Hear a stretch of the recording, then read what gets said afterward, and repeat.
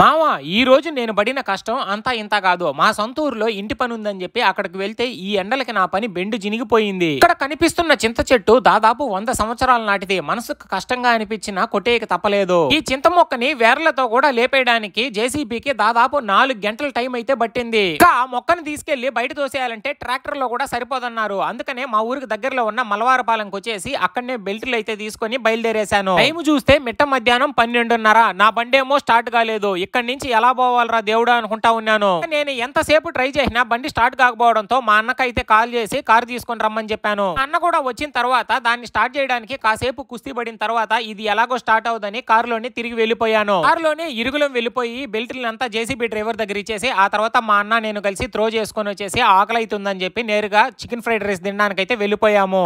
పద్దన ఎంత ఎండ ఉండిందంటే మాడు బగిలిపోయింది. మధ్యాహ్నం చూసేసరికి ఫుల్ వర్షం. మేము ఇంటి పని స్టార్ట్ చేసిన మొదటి రోజే ఫుల్ వర్షం పడడం చాలా హ్యాపీగా అనిపించింది మామ. ఇక ఉంటాను, బాయ్.